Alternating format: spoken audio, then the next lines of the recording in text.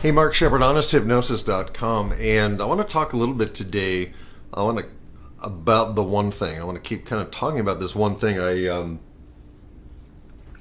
did a little book report yesterday on this book called The One Thing, and what's really been helpful about that book is that I'm already doing that kind of stuff. I'm already focusing on one thing at a time.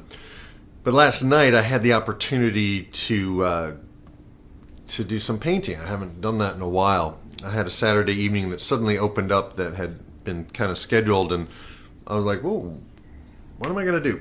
And so in the process of making dinner, okay, I put out the canvas on the floor and I started painting, and I paint 4 canvases at a time, usually 4 small ones, because what happens is something happens on the first canvas and then I have paint left over, and I often find wiping the paint off on another couple of different canvases takes me in places that I wouldn't consciously gone, right? Because I'm just literally wiping the paint off, right? And that kind of frees the process up. But I asked myself the question, am I really doing one thing, or am I actually multitasking by painting 4 paintings at once? And the answer is, I'm doing one thing at a time. I am literally focusing on the canvas in front of me, and I paint on the floor because sometimes I use, I build up a lot of water in the brush, and sometimes I use my acrylics almost like watercolors, and I like the fact that the paint kind of stays where I put it. It doesn't dribble down, right? So I do 4 because I'm doing something different with each painting, and just I'll show you a better glimpse. They're not done. We're not really for public viewing yet. But the big thing why I started painting was in my 30s. I was just in so much pain about my music. I had so much attachment to people's reaction to it, and I was looking for approval. I was looking for someone to please tell me that it was good, right? And that somebody wanted it, because it seemed to me like my music was good, but people didn't respond to it. It was the weirdest thing. And ultimately, it was me expecting too much and having too much attachment. And at some point in my 30s, I just gave up. I just okay, I'll keep writing songs, but I am not going to perform. I'm not going to try to get my music out. Screw it. Just stop. And I stopped. And I started painting. I started painting because it was a really good exploration into kind of a meditation process. I began doing some energy healing work on myself and focusing on the colors of the chakras, and I would meditate on, let's say, blue, as I was trying to speak my truth, because the throat chakra is blue, blah, blah, blah.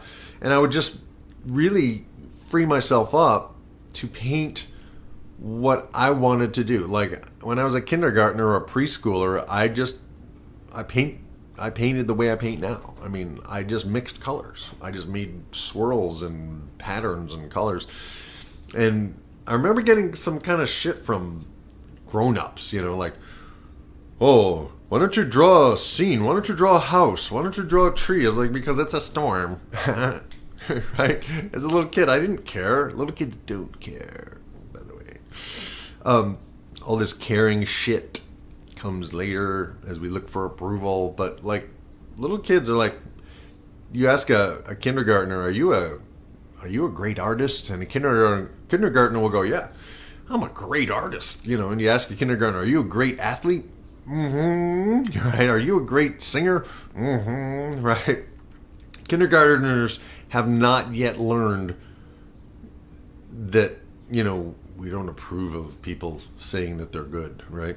So that's one of the things that we're working on here at Honest Hypnosis, is going, you know what? I love myself. I'm pretty awesome at what I do. And to just literally acknowledge that to yourself, and then the world begins to treat you that way.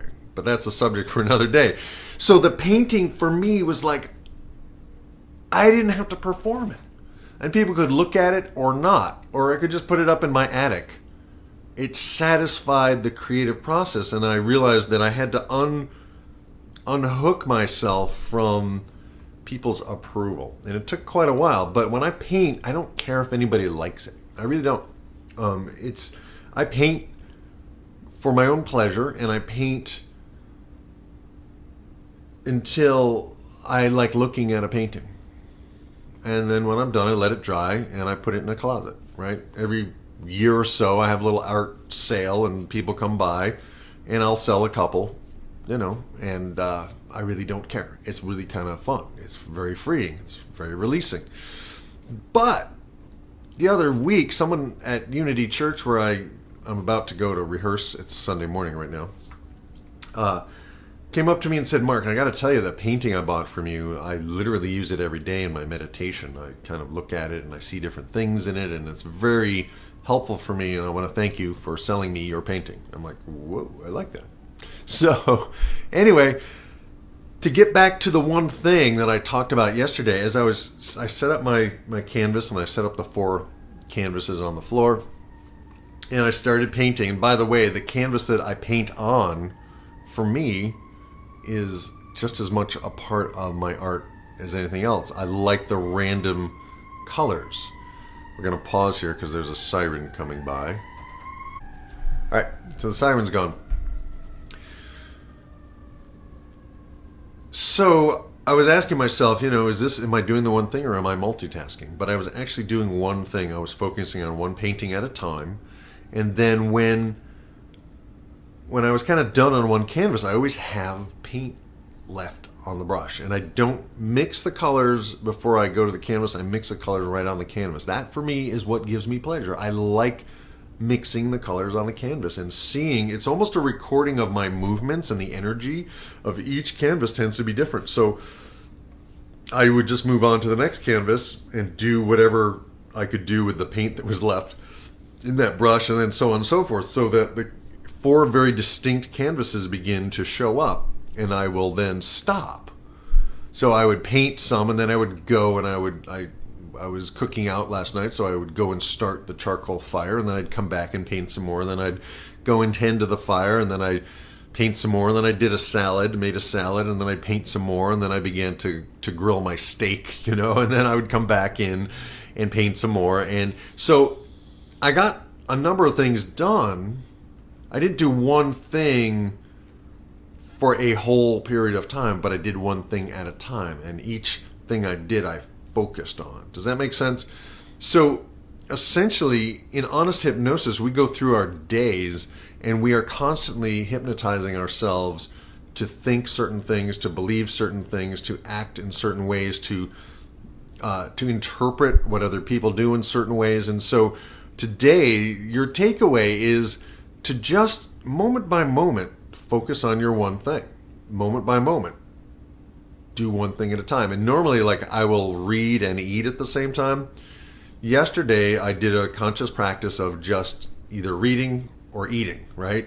And just, if I'm painting, I'm painting, right? I'm not listening to music, I'm painting, right? So each of those things was a way to kind of play with this idea of one thing at a time, which fits perfectly with all this Kaizen stuff I've been working on, which is to do one small thing at a time, right? If you want to quit smoking, well, today, smoke one less cigarette than you smoked yesterday, and that may require you keeping a smoking log. Or if you are trying to change some dietary habit, do one thing differently today. Just one thing differently. If you normally eat donuts at your church fellowship hall after you go to church, today, skip the donut. Just skip the donut, right? That's it, one thing. And I find that I don't go down into the fellowship hall at my church after the morning service because I fast in the morning, and I don't normally break my fast till lunchtime. And sometimes I can't really be around all the kind of junk food down there, so I just wait until I get home, right? So one thing you can do, one thing. What is one thing you can do today that will move you gently and progressively forward, gently and progressively towards where you want to be with your life? That's today's Mind Mastery Daily Tip, and I hope you put this into practice. If you actually do these ideas every day, you will begin to see massive results in your life. And an increase, just what we want is a massive improvement in your pleasure of life, a massive improvement of your health, your wealth, your well-being, right? but to start today one small way, just today, one small thing, right?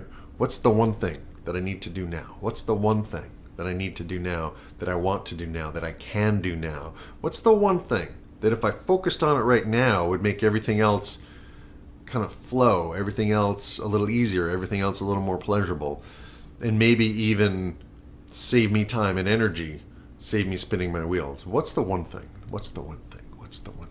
What's the one thing? What's the one thing? All right, so that's it for this morning. I got to get going, and I wish you all the best. And I want to shout out to a couple of new Honest Hypnosis members, Deb and Karen, and welcome.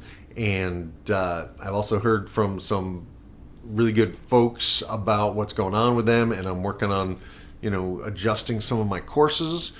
And by the way, later today I will be taking down the free module that I put up about self-pity, and how to crush self-pity, which is part of Crush Anxiety Forever, a new course I'm working on.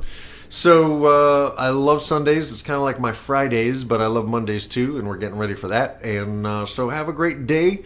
Cowabunga. I will see you on the inside. Master your mind for a change. I love you. You are awesome, and you are a unique spark in the vastness of eternity. So celebrate yourself. You're awesome. This is not self-importance. This is self-love, right? And in a future episode, I'm going to talk about the difference between self-love and self-importance. A very important distinction. All right. Talk to you soon. Mark Shepard, over and out.